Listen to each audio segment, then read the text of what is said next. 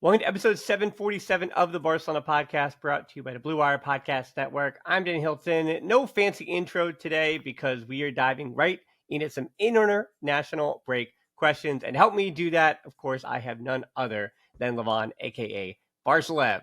So, Lamine, yeah, it's been an up and down season, I guess, so far, and we're going to hit all of those big questions. But my first big question of the day is, how you doing? Hey, man, I'm great. How are you?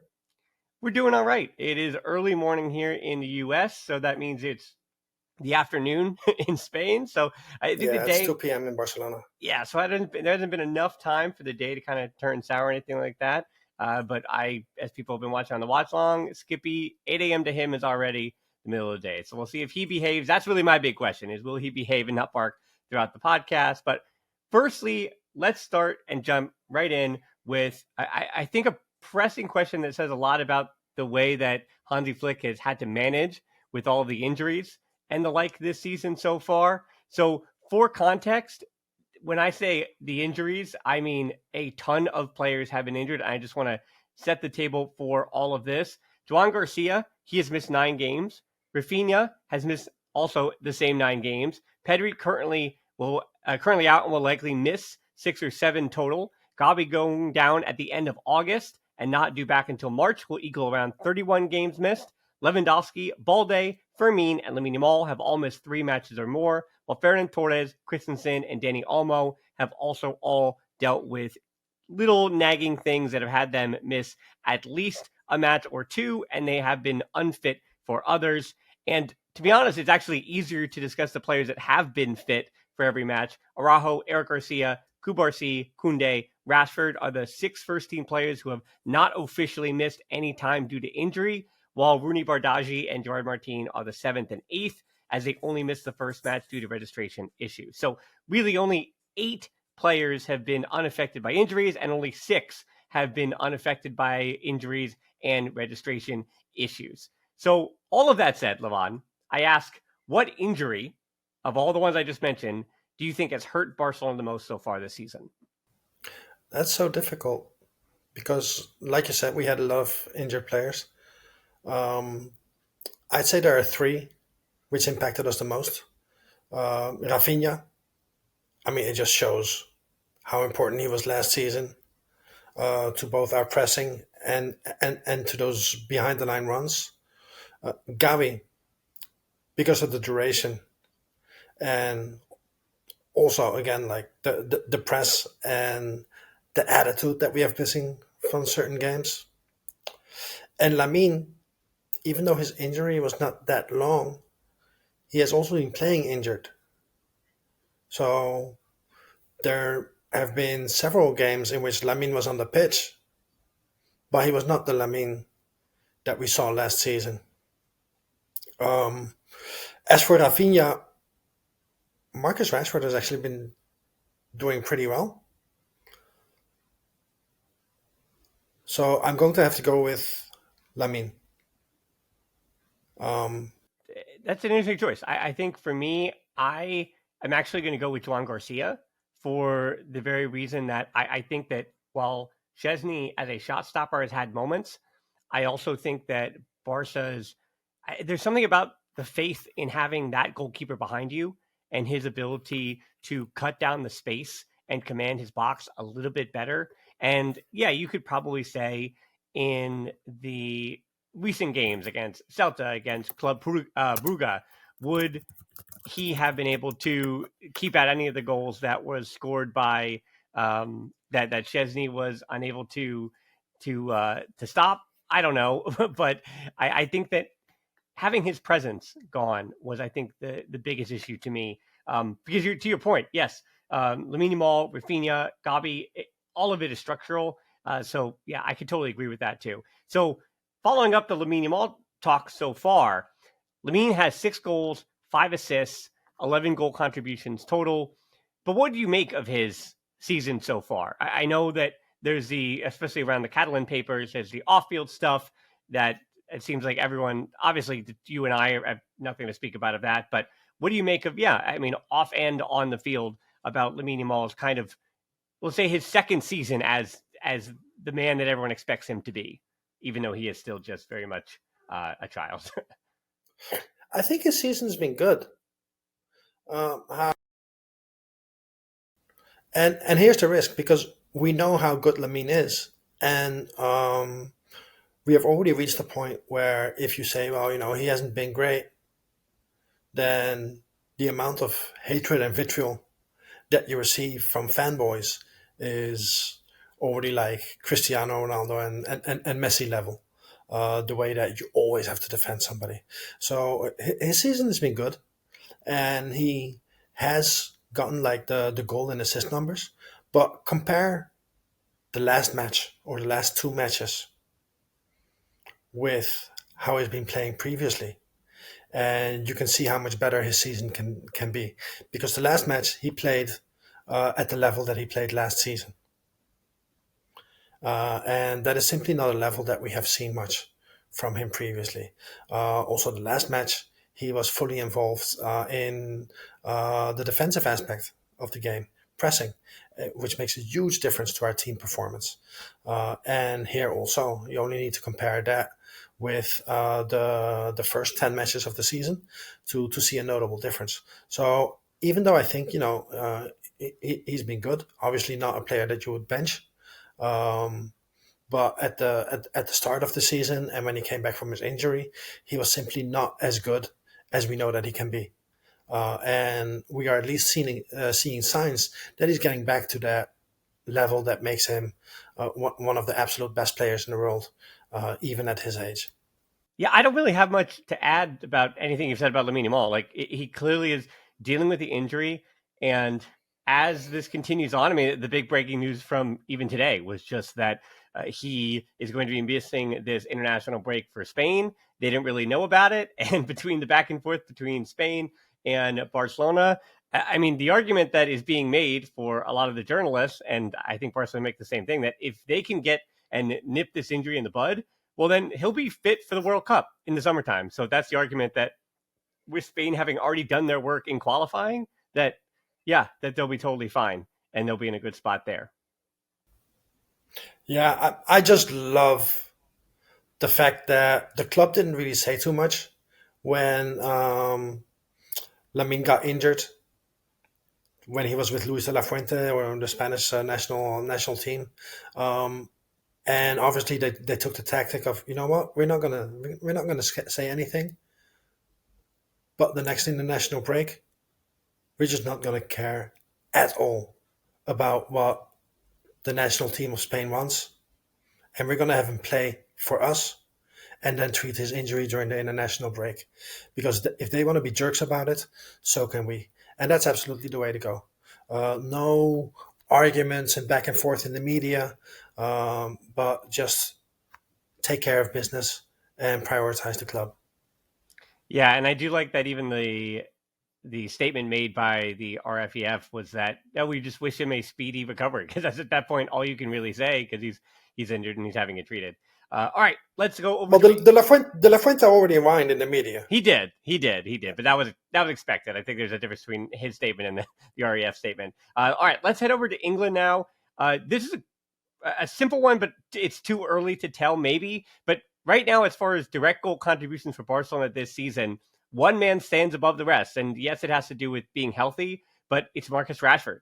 He's got 13 goal contributions on 6 goals and 7 assists. So I think at this point, it's too early to tell, yes, but I still have to ask, has he done enough to merit a sale at this point? I mean, you merit a sale over the performance of a whole season, right? Not the first 10 matches. But let's say he keeps up this level. Obviously, you're going to look at the amount of money that Barcelona has available, any other positions that we would need to take care of, and his salary demands. But 30 million for a player who gives you what Marcus Rashford gives you is a very low price. Ferran Torres cost 50 million. Dani Olmo cost 60 million. Now, I know that people like to scapegoat those players, and I'm not saying this against them, but Marcus Rashford is a class player for 30 million. Especially, we can criticize some aspects of his game, but let's also not forget that he's not meant to be a starter. He's meant to be a squad player. And I think 30 million for this guy is a no-brainer. So I already thought that when we signed the loan deal over the summer, um, but he's proving it on the pitch also. Yeah, I think when Barcelona's pressing structure is struggling the way it is, and I did mention the fact that even against Celta de Vigo over the weekend, one of the big changes that came in that second half was that the positioning of Balde changed. Where I don't know if you saw this, but in the second half, Balde was much, much deeper than Eric Garcia was. Eric Garcia was actually on the right side to press up and support Lamine Yamal closer in that way, because on that press, and a press isn't just at the top level, it's the counter presses the whole length of the field. And Lamine Yamal was defensively having a much better game than Marcus Rashford. And the fact of the matter is Lamine Yamal also keeps the width on the one side, as opposed to Rashford, who even more so than Rafinha likes to come inside and try to make those runs into the, well, Rafinha is going to try to get in behind on the half spaces, but because of the nature of those balls over the top, even when they're cleared, Rafinha can get back into position in a way that Marcus Rashford, because he wants the ball to feet, if he does not receive the ball to feet and that ball is intercepted, now he is completely in the, we'll say, incorrect position. Not that he was in the wrong position, but he's in the incorrect position then to support Balde. And meaning, if Balde is high to try to help with the width, well, yeah, now you have all that space and you're completely exposed. So that change from Hansi Flick, I think, is admittance that it's not necessarily that Marcus Rashford is doing something wrong, but you would rather have a combined wide press on the right side as opposed to the left side. So I find that things with Marcus Rashford will continue to, I think, advance and improve, as you said as well. When Rafinha comes back, I think you might even get a better commentary of Rashford, even though the goal contributions will go down, as much as that it sounds counterintuitive. Speaking of players that probably been playing way more than we thought they would this season, let's talk Eric Garcia. Because I mentioned he has been healthy. He's played at center back. He's played at right back. He has, I think, to my note, has been the first choice, and I use air quotes on that, center back for Hansi Flick over the last 2, 3, 4 weeks. And then he played right back against Celta de Vigo, also started the season at right back. So when everybody in theory, well, the backline has actually been healthy. Jules Koundé just picking up that knock before Celta de Vigo. But the way you've seen it so far, should Eric Garcia be the starting right back going forward? I mean, he's actually also been our best center back this season.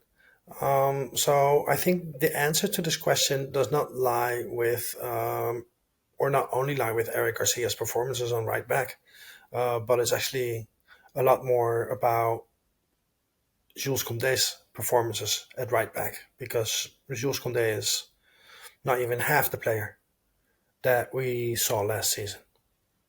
And I don't know what he needs to get his groove back. I think a lot of it is mental.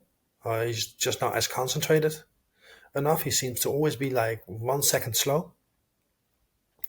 And if Koundé does not get back to form, then yeah, you would have to play Eric Garcia at right back, and then also hope that in the center of the defense we get stable performances from, or consistent good performances from Araujo, which we have not seen this season either, because Araujo is good one match, and then the next match he makes some kind of mistake that ends up costing you a goal.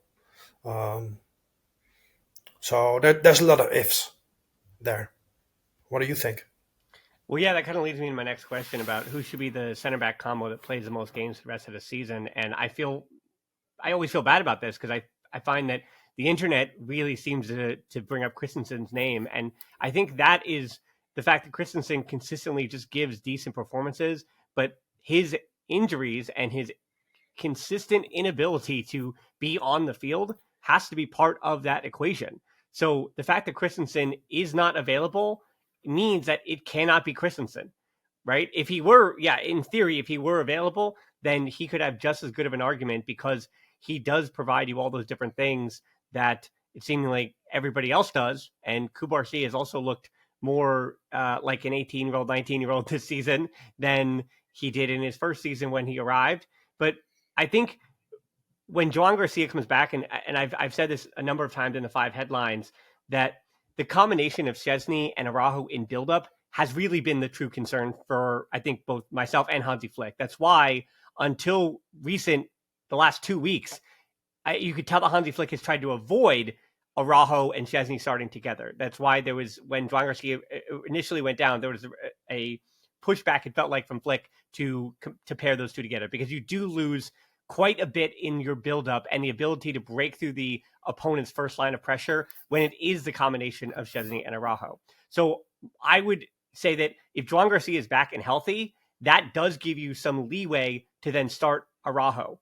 Now, the issue then comes to the point of what we were saying about the right back spot, because we've all seen the same thing, that when you had Koundé and Araujo and Szczesny all on that right side, where do you think the other teams, especially that Sevilla match, where do you think Sevilla triggered their press, right? It was that same spot. They're like, okay, well, if it's not Koundé hoofing it wide on the sideline, and then it's kind of a pray that Lamine Yamal is going to bring it down type situation, then we're going to have something good on this press, because Araujo, I think he is playing that first ball to break the press a little bit quicker, but it still is not the level of Eric Garcia and Cubarsí, and opponents are just playing the numbers game of saying, all right, if we win enough 50-50s off that Araujo ball, or more particularly off the Szczesny long ball, we're going to win enough 50-50s and counter press, and we're going to get enough opportunities to do what potentially Sevilla did, or Club Brugge was a different situation there with the goals that were leaked. So I think in an ideal world, it's about how to break through the opposition's press, and I think Joan Garcia, Cubarsí, and then Eric Garcia starting at right back does enough for you, where you can also start Araujo. So I think in big games, I would go with that combination, plus Balde, of course, but that's who I would go with in the, we'll say, the combinations you need the most. But it also means that you do need Koundé to get to that point. If you're going to survive this season, Koundé has got to get some form back. And if he gets form back, then that does add the question, right? Could it be Koundé in big situations next to Eric and Cubarsí with Szczesny, but with Joan Garcia behind? Because is he enough of a shot stopper to make up for any of the, we'll say, speed issues or lack of physical defending that you see from Eric or Cubarsí when they're looking to hold that line at midfield? As I've said, the one error that Eric Garcia always makes defensively is the same one, and it actually comes about 50 yards from his own goal when the opposing number 9, and Cubarsí does the same thing, when the opposing number 9 is backing him down, he just doesn't seem to have the lower body strength to not commit fouls in that situation. But we've also seen Araujo commit a bunch of the same fouls. And believe it or not, Eric does not make many errors inside his own box. And I think that has been a credit to his defending this season. Most of his mistakes, if you want to call them that, are coming 40 or 50 yards from goal. And if I'm not mistaken, he has not been, because he hasn't missed anything, he has not been so much of a rule breaker in those fouls that he's been given a red. So as long as he just continues to get some yellows on tactical fouls and commits, some ticky-tack fouls that you could chalk up to, as they're called in the modern game, those tactical fouls. If you just want to mark those up to tactical fouls, which Pep Guardiola has said are, and funny thing is that Eric was a student of Pep Guardiola, that Pep has said that those are completely essential, especially in the Premier League, at the speed of the game. So if that's where Eric is, then you deal with that. So I think the too long did not read of all that would be, I would say your best combination in theory should be Cubarsí and Araujo, but only if it is supported by Joan Garcia and a either return to form Koundé or Eric Garcia right back. It's time for a quick break. This is not a sponsor break, but it is a break where I get to talk to you about something I'm really excited about. So many of you have been asking in recent weeks and months the best ways to support the show. And I'm so excited that I could finally tell you that after about a year working on it, we have our brand new Fourth Wall store. That's going to be the best way to support me. We've got custom Barca-inspired merch designed specifically for this community: shirts, hoodies, mugs, stickers, all the good stuff, you name it. Everything in the store helps directly support the channel so I can keep making more Barca breakdowns, match analysis, La Masia profiles, and all the videos you've been enjoying. And honestly, the quality has come out even better than I expected, and I have been using and wearing the samples, and you're going to continue to see those on the channels and the feeds. And yeah, I'm excited about all this good stuff that is coming from the move to Fourth Wall. and it is something that I've been waiting for quite some time. It's also, most importantly, going to make a lot of these items cheaper for people right around the holiday season. If you do want to check it out, the link is right below the video and pinned in the comments. Even just taking a look helps out a ton. And if you do pick something up, please send me a photo on Twitter, on Instagram, send me an email. I'd love to feature everybody wearing their Barcelona podcast merch. And again, thank you so much for the support for the YouTube channel and the podcast apps and this whole Barcelona podcast project. All right, let's get right back to the Barca talk. I don't think Eric is as slow as people make him out to be. You know, we've seen him recover in defense and Yeah, I agree. save last man situations.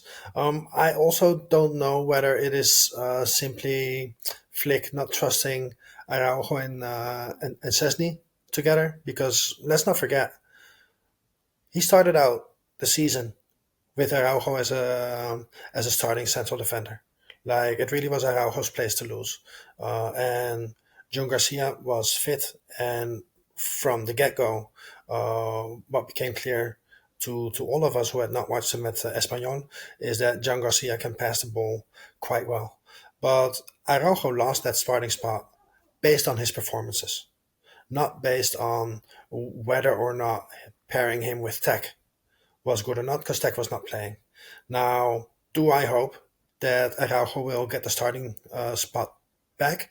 Yes, because if he improves or masks his deficiencies and consistently does what he is good at, which is defending, instead of making too many defensive errors, then Araujo is one of the best central defenders in the world. So I would hope that it would be Araujo and Kubasi.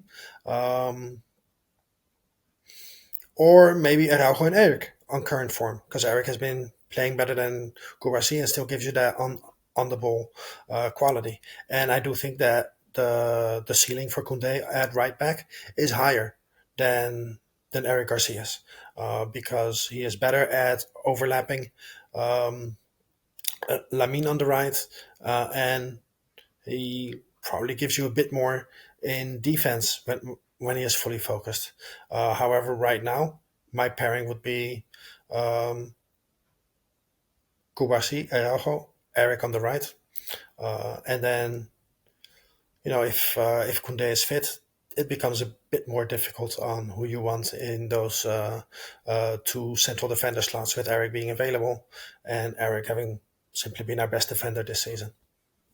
Yeah, I also want to add a little wrinkle to that too. That I don't want to oversimplify this, but to me, I trust and enjoy Eric Garcia's underlapping runs against those low blocks with Lamine Yamal.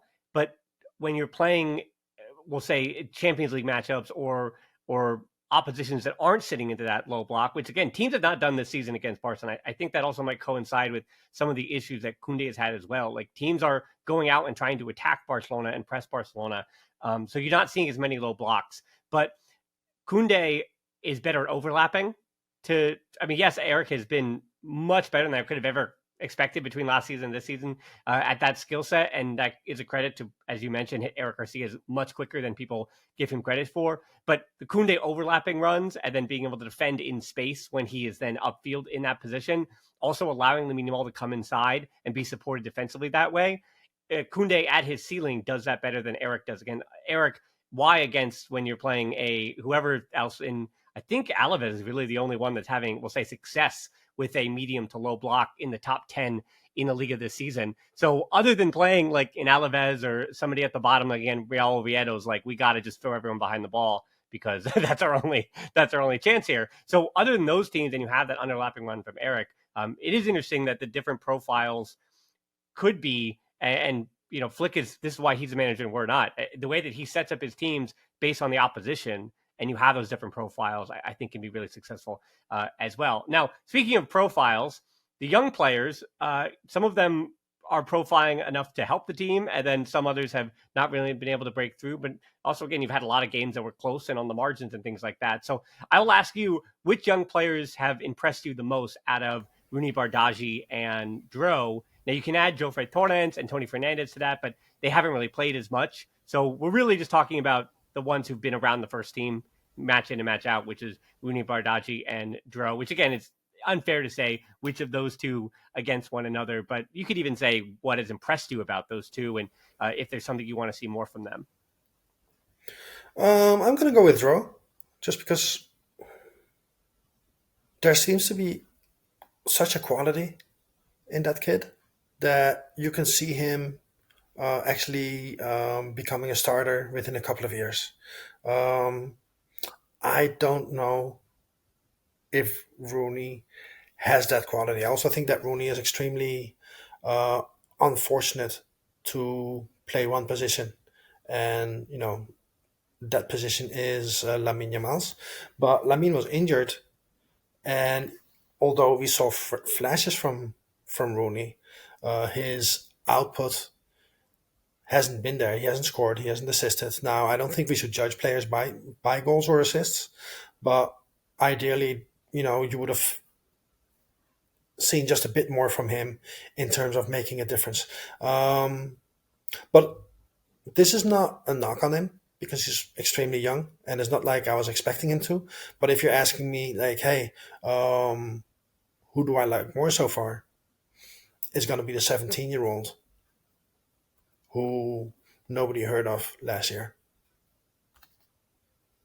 Yeah, I will not to say to defend Rooney as well, but I think it is, as you mentioned, unfortunate that he doesn't really have the opportunity to kind of get his feet wet again. Because a reminder that he was playing last season, having just come back in like April from having been out for almost a year and a half with that ACL. So he is still really recovering, and he is still 19 years old. But because he was signed for the for the for the Barca Athletic, but really for the first team, and he's just with the first team this season. Yeah, Rooney Bardghji is an interesting one because it is kind of a, we'll say, worst case scenario for him to try to regain fitness and look to really get form for the first time in his young career. Like he busts on the scene as a young 16, 17-year-old for Copenhagen, and he really hasn't had that run of games that a lot of players need. But in the same respect, he's playing for FC Barcelona. He's training with FC Barcelona under Hansi Flick, and he is getting some game time, which is more than you could say for other players. So for Rooney, I would say, as odd as it sounds, like treat him the way, and I do. I try to treat him the same way I do Joffre and Tony and Dro, except he doesn't have. Well, I think he does have eligibility to play with Barca Athletic, but he just doesn't. So just continue to be patient for him. And as you said, because of the injury to Lamine Yamal, you're expecting that Rooney Bardghji, all right, kid, you're in the first team. You've got to give us some kind of contribution here. He has 1 assist so far this season, but also so does Dro Fernandez. And Marcosito has 1 assist. And what is it? And Marc Bernal and Gavi both have 1 assist as well. But it's not like even the numbers. Pedri has 4 total goal contributions, 2 goals and 2 assists. So again, goal contributions is not where this is, what shows your value. Frankie de Jong, 2 assists for him, right? So that's not really showing your true value.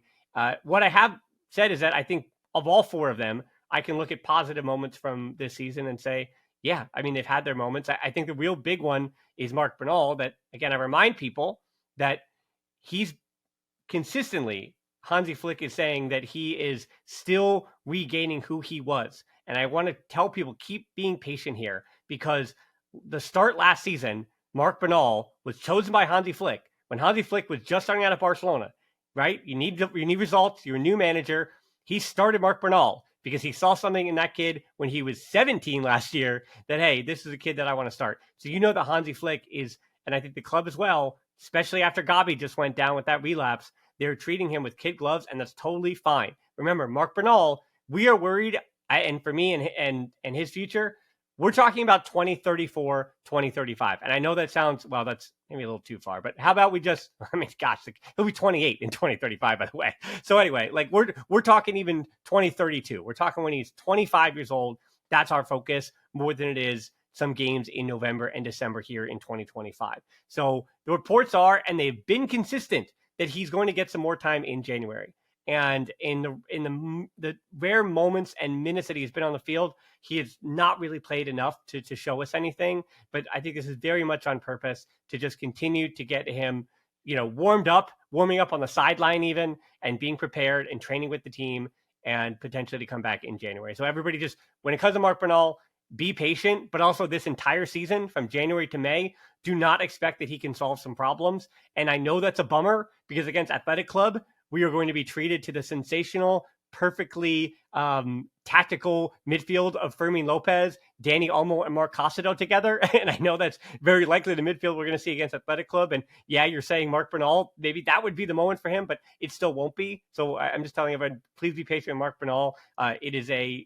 We have not seen enough to really give a grade at all. Yeah, I completely agree with Mark Bernal on that. Back to Rooney. I think the difference between him and the other players that you mentioned is that Rooney is a forward. So you would expect more contributions, and he received way more minutes than Dro, for example.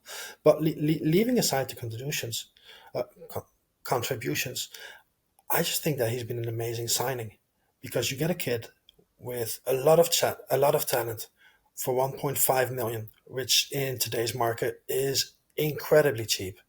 And you signed a guy, he's left-footed, plays on the right wing.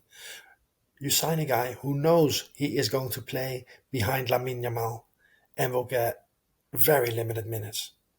So you get a kid for amazing talent for an incredibly low price who is willing to play behind Lamine Yamal. I mean, it's pretty much the perfect signing, and I think we can credit Deco for that. Absolutely. That's the exact point because you're right. Rudy Bardghji, we've known about him since he was 16 years old. He scores against Manchester United, which when you score against a Premier League club in the Champions League, you know that you're now automatically worth 25 to 35 million euros. That is just the market. And you're right. To get a player who's considered, I'd say, top 100 U21 talent, even with the ACL, to get him for the number they did is a great piece of business because even if, just on paper, his name, he's played for FC Barcelona, he was a teenager, he was a prodigy, and if they choose to resell him, which I wouldn't, I think now you give some patience to him in the long term. Okay, so as far as what we've seen from Barca this season, one of the arguments, and I think I probably would expect to know where you're going because we haven't really talked about center forward at all so far, but based on how Barca is playing so far this season, and we're going to also want to be the assumption because I think only kind of like the wild men on social media and women are the ones saying that Hansi Flick should be out. Blah, blah, blah, blah. Yeah, maybe he will choose to leave this summertime and not do a third season, but we're going to be under the assumption that this is still Hansi Flick's project going into next season. He'll at least manage that third season at FC Barcelona. Then we'll see where you're at. The third manager. I mean, the third season at Barcelona. We always know how that goes, whether it's good or bad. It burns managers out. That's fine. But we're going to assume it's Hansi Flick for next season. This is the project. This is a continuation of this. And we're also going to go into the assumption that by getting back into the Camp Nou, Barcelona will, and then also getting Lewandowski's wages off the books, that Barcelona will have revenue from moving back to the Camp Nou and the wage limit will have enough to fit somebody else in. So we're not talking about Erling Haaland, but we're just talking about getting somebody in some fashion, just getting one player. Based on how Barca is playing, if there is just one position that is most essential to upgrade in the summertime, what is that position for you so far, what we've seen this season? I think it's a big assumption to think we'll be financially healthy because Lewandowski will be off the books. However, we will probably come under budget um, when you look at the projections for this season, right? Because of the stadium delays. So the projected budget, if we're under that, then next summer we're going to suffer because of it. That's true. Yeah, I'm just trying to be. We're saying hypotheticals. However, yeah, hypotheticals here. yes, I totally agree with you. Hypothetically, if we are healthy, you have to look for a nine, right? Because Lewandowski is better than I even imagined that he would be. I know he had like a period of time where he did not perform as well. Mostly that last season under Xavi, but other than that, he's just been amazing. But he's also going to be 67 years old next summer. So Ferran Torres, who I like and I think is a good goal scorer and usually has good movement, just doesn't give you enough other than scoring goals. There's just too many times when you pass him the ball and he cannot really create danger by himself. He cannot hold up the ball, which um, hurts us, especially when we are under pressure ourselves, and teams do like to press us. We have one less outlets when Ferran Torres is on the pitch. So you're going to have to look at a nine. Now, if we have the money for one, that's a different question. And which nines are on the market? Well, that doesn't look great either. But that is the position where we would need reinforcement most, I believe. Yeah, I mean, I consider the nines that Barcelona have gone for that weren't the top cream of the crop or whatever over the last even 10 years. I'm thinking Vitor Roque, I'm thinking Paco Alcacer, and you look at how those situations have worked out. And Lewandowski, there came out a report yesterday that he would consider retirement if not staying at Barcelona. And I do wonder with Lewandowski and Ferran Torres, if in this project, if there isn't enough money, if yes, he is 1 year older, that being Lewandowski, but I think we're already seeing kind of the formula. And the question in the summertime would be, can Barcelona replicate that formula again, but get Lewandowski on lower wages and be able to make some kind of move? Because right now, it is kind of, not say a best case scenario for him, but Lewandowski is tied for second in the Liga with 7 goals, which doesn't sound too great when you're thinking about Mbappe's league leading 13. But Lewandowski's goals have come in less than 450 minutes. Mbappe has done it in 1,000 minutes and 1,050 minutes, while Julian Alvarez, who is tied with Lewandowski, he has needed 500 more minutes, so double the amount of minutes to also get the same 7 goals that Lewandowski has scored. And yes, a lot of that is boosted by the hat trick he just scored against Celta de Vigo, of course, in one match. So he had almost 50% of his goals in one match. But we have seen that when he is on the field, to your point, he contributes because he can hold up and get Barcelona out of pressure in a way that Ferran Torres does not. And there is something to be said about when both of them are fit, Ferran Torres and Lewandowski, when in the start of the season, Barcelona was doing so well in those first, other than Rayo Vallecano, those first 3 or 4 weeks, when you had the option of changing the game with either one of them. And Lewandowski was usually the one coming off the bench. And he is such a release valve of that pressure, to your point, that when the opposition has been pressing, and even if they've had some success against Ferran Torres, now you've got to survive the last 30 minutes where now your press may not be working as well and you're tired. And now you've got to deal with the ball striking of Lewandowski. And that's not necessarily a bad thing, especially if he decides to just re-sign for, I mean, what would he be at? Probably 9 or 10 mil next season, as opposed to the 20.5 he's at right now. So to your point, I'm not very optimistic about the finances for the summertime either. But I think instead of looking at the center back spot, which I think is the other big one, though I think you and I have discussed before that really it's an extra fullback that would probably help you out as well, and into adding depth into the squad. But in terms of the center back that people are looking for, I think at this point, unless you're going to sell Araujo and then look to replace him straight up, I think that combination of the center backs that you have, I think Christensen obviously leaving on a free transfer, you've got to find potentially some kind of budget center back to bring in. But I don't think you're going to be splashing 80 mil for, or 100 mil for Bastoni or something like that. And then the other option that keeps being rumored is Slotterbeck for Borussia Dortmund, but he's definitely going to Bayern Munich. Sorry, everybody. He's definitely going to Bayern Munich. And other than that, then I think you expect that these other players are gonna do their job. And another reminder, finally, on Kubarsi, to the point that you were making earlier, is that he has played so much time under the age of 20. So once again, be patient with Kubarsi. Even if he became the not starter, even if Araujo and Eric Garcia grab the 2 starting spots for the center back spot this season for FC Barcelona, it's okay. It's okay. Kubarsi's still 19 years old.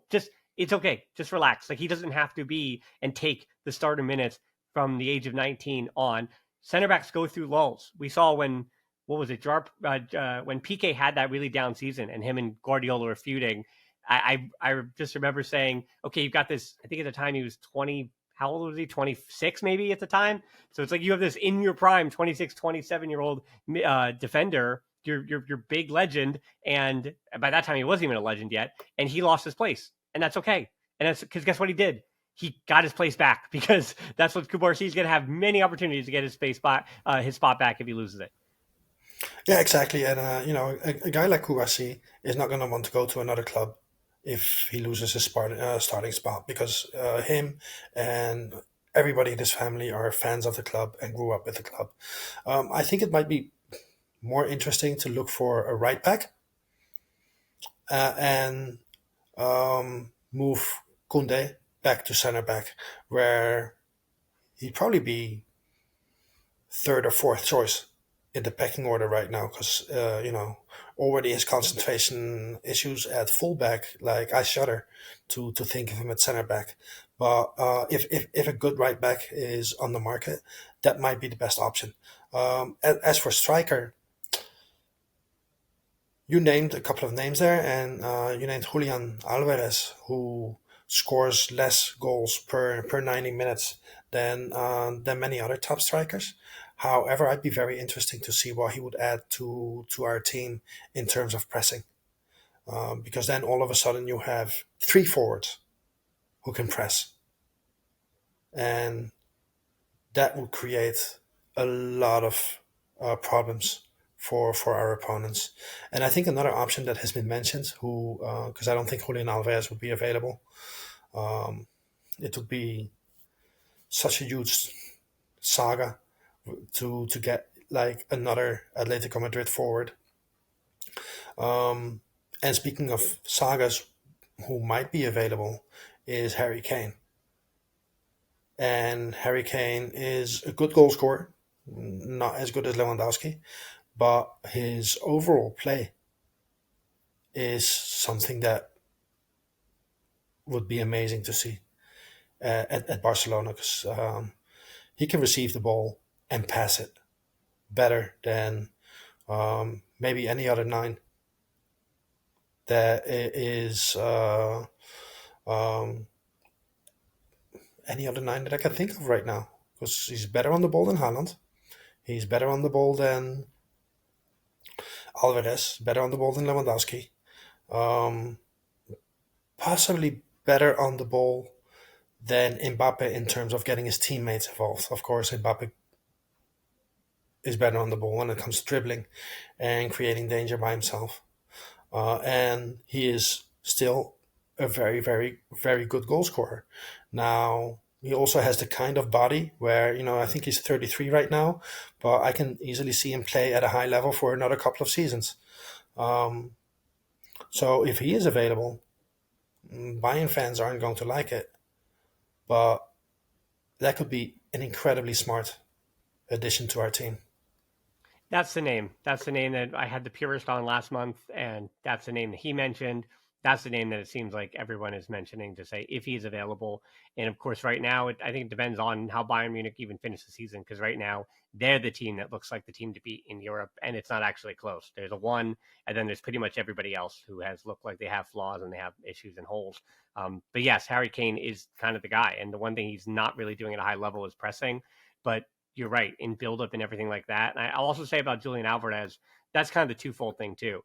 I'm excited about the idea of those guys playing alongside Lamine Yamal, because Lamine Yamal takes so much pressure off your center forward and also does so much chance creation for you.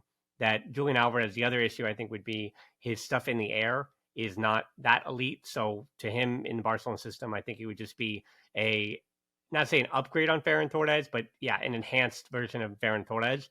And I don't think you'd spend 120 million euros on that. But in terms of Harry Kane and his build up play, it's been absolutely sensational and gets you out of so many issues and can deal with the counter press like that. And yeah, I think it feels like every time I bring up number nines, Harry Kane is like the one that I keep forgetting because he's over at Bayern Munich and he feels like, oh, he's a Bayern Munich player, he's not doing anything else. But why would we mention Erling Haaland and Julian Alvarez if we're not mentioning Harry Kane? Because yeah, you're gonna pretty much, if you want a top number nine, you're gonna have to take him from one of these other big top teams. I think for Harry Kane, like, let's not forget, he's been at Tottenham almost his whole career. Then he finally made the move to a big club, Bayern Munich, and I'm sure he's happy there.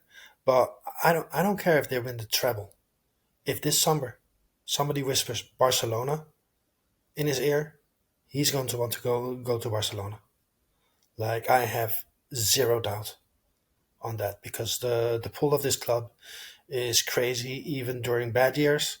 But right now, with the young team that we have, the chance to play with Lamine, the chance to play with Pedri, the chance to play in a renovated Camp Nou, and even in England, that Barcelona shirt is a lot more magical than the Bayern Munich shirt.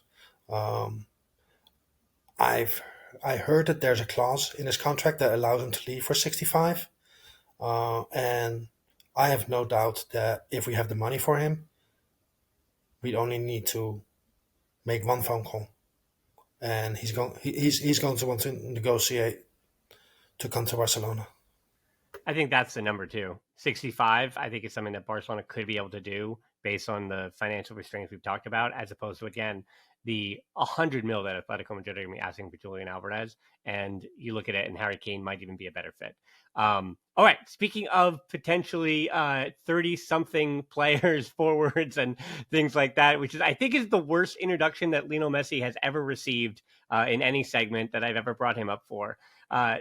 So he, since the last time I have spoken, he found a way into the new Camp Nou, and he snuck in, which, when it comes to Lionel Messi, is the most absurd sentence I've also said. What do you make of the Messi secret Camp Nou return, and how do you think all of that plays out? Because clearly there is intent.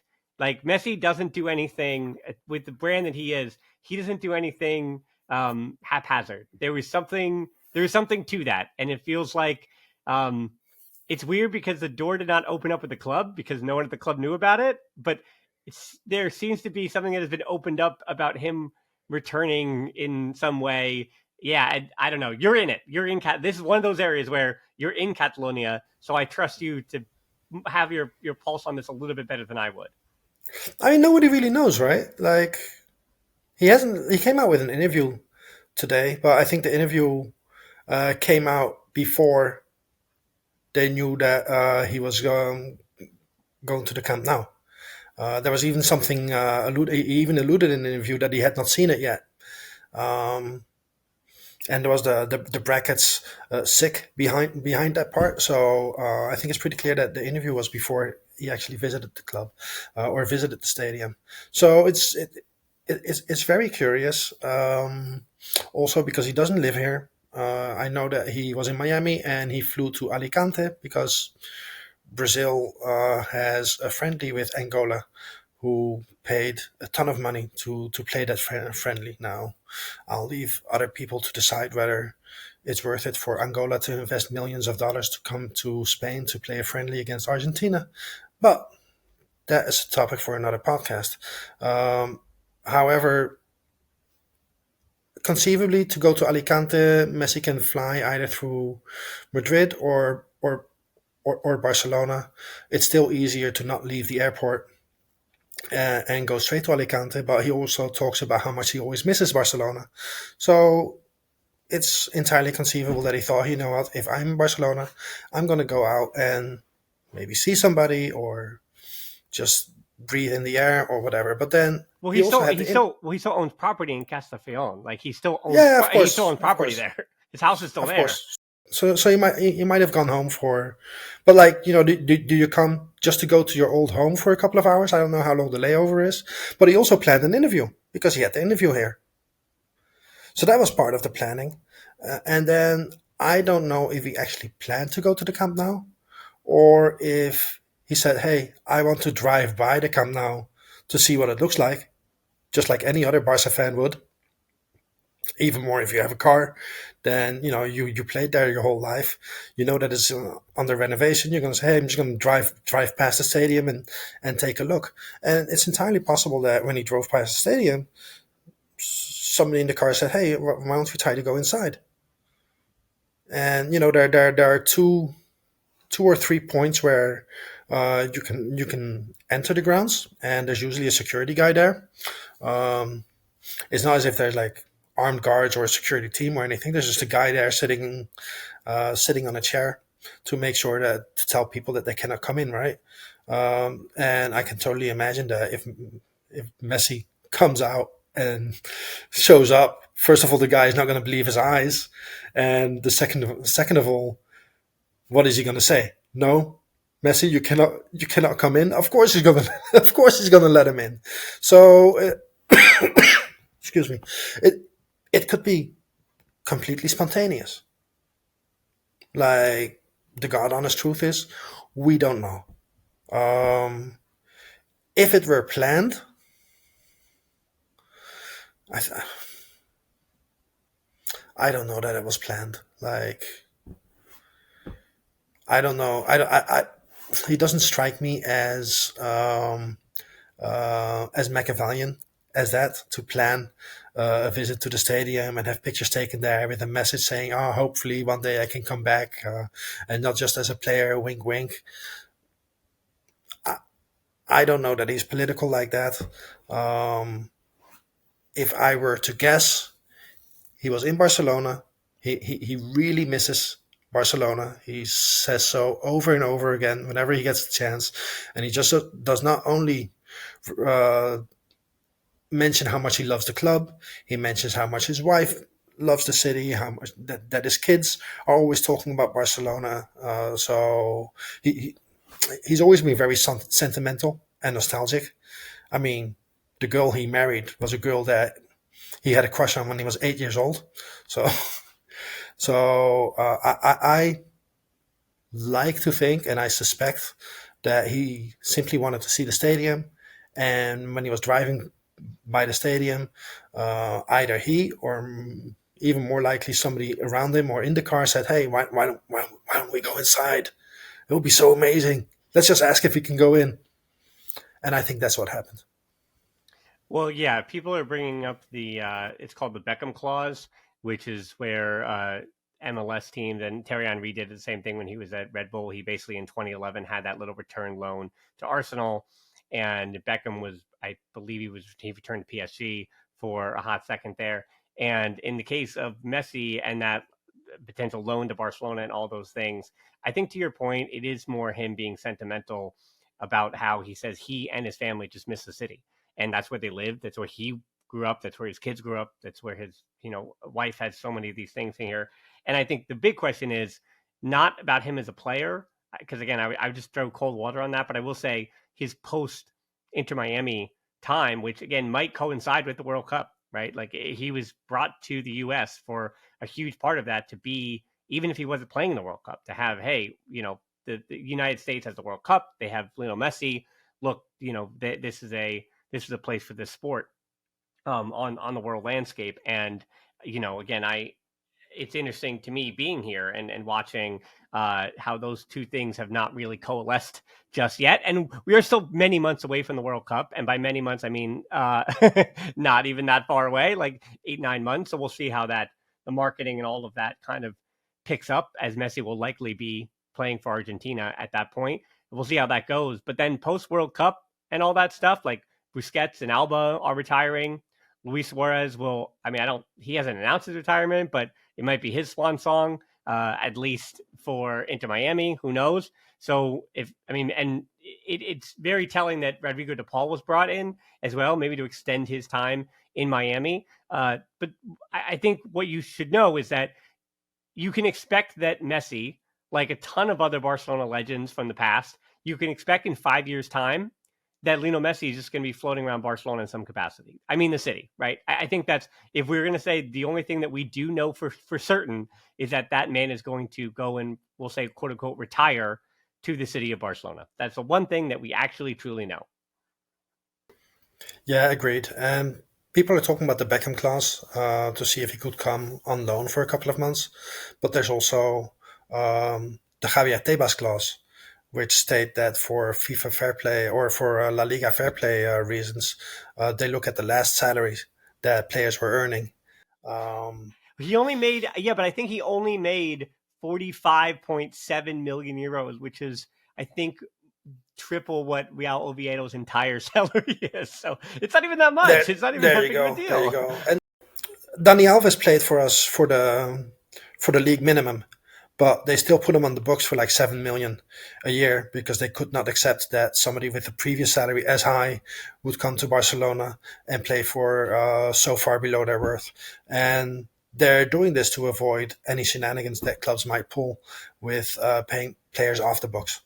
So there is an actual reason for this. So unfortunately, because I think like 99% of the fans, like we would happily have Barca play the last 6 months of our season here, even if it meant, and I'm not saying it necessarily would, but even if it meant that we would not win any titles, like it would be worth it. Absolutely worth it. 100%. The amount of revenue, and not just us. I guarantee you that every player for Barcelona would say, wait, we are willing to just run our butts off for the next 5 months if it means having Leo back here for 5 months. But the fair play is not going to allow it to happen. As for him retiring in Barcelona and coming back to the club, it's very difficult to see in which capacity he would come back to the club because I don't see him as a coach. Nobody sees him as a coach. In the past, he has hinted at that he would like to be sporting director at Barcelona. However, the difficulty I see is Messi putting himself in a situation or in a position where if things do not go well, fans would want him out of that club or dismissed from that position. Because he's missing. He's Messi. You don't want Messi dismissed ever. I mean, I just think he's going to be doing what Carlos Puyol is doing. He is going to be an ambassador for the club. He's going to be Ronaldinho. He's going to be Puyol. I mean, he's going to make those Barca Legends matches the most revenue that you could possibly make if he chooses to do that. So, yeah, to that point. God. Yeah, exactly. So I think that's the capacity. You kind of just put him on stuff. Whenever the new jerseys drop, if he's willing, you pop on one of those new jerseys on him, and then you go from there. So I don't. To your point, I can't imagine him in an administrative role that he could fail. I just don't. I totally agree with you. I don't see him doing that. And to your point as well about him, making that if he were to return, yes, the players would absolutely go crazy. The amount of shirt sales that you would sell would more than make up for whatever his salary might be. Well, not really, but with the Nike deal and all that stuff. But I heard he's still the third most sold shirt in Barcelona. I'm not sure if this is true. And I mean, I watch it again. I will also say too, as far as the sporting side of things, yes, pressing for him an issue. The problem is that Inter Miami had like 5 players that can't really press. That's the issue with Inter Miami. But I will say when the man touches that ball, he still has all the sauce that Lionel Messi has. Like there's like, I watched him score hat tricks this season that guy, it doesn't matter if it's against MLS defending or whatever it is. Like there is something about when that dude touches the ball and that ball is released from his foot, he's still Lionel Messi. Like it's not that crazy. All right. Very last thing here is that we're going to just talk about the rest of 2025 here for a second here, because with the injuries to Pedri, I made allusions to the Athletic Club match, but it's a pretty tough schedule the rest of 2025. And then things do get a little easier on paper in 2026, even though you still have the Spanish Super Cup and all that nonsense. But you've got Athletic Club, Atletico Madrid, Eintracht Frankfurt, Osasuna, plus a scrappy Alaves side, all await Barcelona at home. And if the return of the Camp Nou is truly and finally happening after the international break, then I think the excitement of the revamped atmosphere that could help boost a weary side a little bit. But yeah, again, that's the home slate. And then the Catalans hit the road for matches with Chelsea, Real Betis, and Villarreal before the calendar turns. Osasuna is the lowest spot in the La Liga table at 16th. And if you do count Espanyol on January the 4th, Barcelona will be facing the third place team in the Liga, 4th, 5th, 6th, 7th, and 10th all in the next 2 months, with the only one outside the top 10 being Osasuna at 16. And then again, you also have Chelsea in the Champions League where you absolutely do need to get a result because you have to get to, I think, 19 points to finish in the top 8. I think that was like the cutoff or whatever it is. So you have to get a result against Chelsea. You have to get a result against Eintracht Frankfurt. And yeah, you're facing everybody but the 8th and 9th place spots in the Liga in the next 2 months. Again, you've already faced Real Madrid previously last week. So, and Osasuna is away? Osasuna is at home. Osasuna's at home. Okay. But yeah, so that I just, to me, it's a really, really tough schedule. And I would say, as far as the squad and team, and this is kind of the last big question I have for you, I still have faith in Hansi Flick. I still got some hope. Like I think that injuries and recovering from those injuries, this team still has all the horses to do well and win matches and press and fix the problems that you're seeing, even though teams are seemingly less afraid of Barca this season. But I do have some considerations that the rest of 2025 is really tough. And there is a world where Barcelona are in the not making the top 8 in the Champions League. And there is a world where Barcelona are 8 points off of Real Madrid come January 1st. Like there is, those worlds are possible based on the schedule. That says a lot more about Barcelona and the way they're going to be playing, even with players coming back. Yeah, so those players coming back are going to be key. Rafinha might be back for some of those matches. I'm hearing Pedri's injury is not as bad as feared, and he's recovering, but we should knock off on wood because that can make a huge difference if his injury is prolonged. I mean, things go so fast, right? Because when Madrid lost the derby against Atletico, everybody was saying how terrible Madrid are, and then we lost the Clásico, and everybody was saying how terrible Barcelona are, and then Madrid lost against Liverpool and drew against Rayo, and now everybody is back to saying how terrible Madrid are, and they're almost in crisis mode, and Xabi Alonso is being questioned. So whatever happens, we just need to have faith in the team. We need to understand that in football you can win, or you can lose. But last season was amazing, and we should have faith in our guys this season, whether that faith is rewarded with results or not. And if not, we're just going to keep developing and keep growing and keep enjoying our football. Now, I will take hope in the last 60 minutes of football that I saw from the team. We have not seen them press like this the whole season, and it made a huge difference in how we played. So I honestly think that those were our best 60 minutes that we have seen, maybe together with the game against Newcastle. There was, of course, the 6-0 against Valencia, but Valencia was so terrible that you cannot properly judge that game. So this gives me a lot of hope. We're also seeing Lamine back to his previous form, which also makes a huge difference. And today, for the first time ever, I've heard Dan Hilton say the F word twice. This also gives me hope. It was when he was yelling at his dog. Of course, he has to compensate somehow because he called his dog Skippy, but let's not blame him too much. That is his name, and that for people to also know the reverse of that is, yes, there is frustration because Skippy is, as for those who watch me on the watch along, which thank you, this is a good time for me to plug the watch alongs on bigup.com. We've been having some fun over there. When you see the tactics boards in the 5 headlines, that's where that's happening. We also have people coming in and chatting over there. So yeah, that's a good time. Again, that's bigup.com for all the watch alongs. Become a member for free over there, or get these shows without the ads on Patreon. Also continues to help me make these shows. And as will likely have been the ad in the mid-roll for this, I have now moved over to a different provider for my team store. So you can get all that fun merch over at a much lower price than it was in the last year. So I'm excited to announce that, I've changed my store provider. So you get a lot better deals over there. But yes, I did use some profane language at my little puppy Skippy. But I also dote on him, and I am constantly, when I'm working from home, giving him more attention and love than any 12-pound Yorkie probably has ever received. So I will say that yeah. And listen, as long as I get him a little Messi shirt, I think he'll calm down in the future, maybe. But anyway, puppies are puppies, and they don't care if you're recording a podcast or not. But that will do it for this one, because I'm going to give him the opportunity to bark his little head off now. So Lamine, thanks so much for joining me. Thank you so much for you at home listening,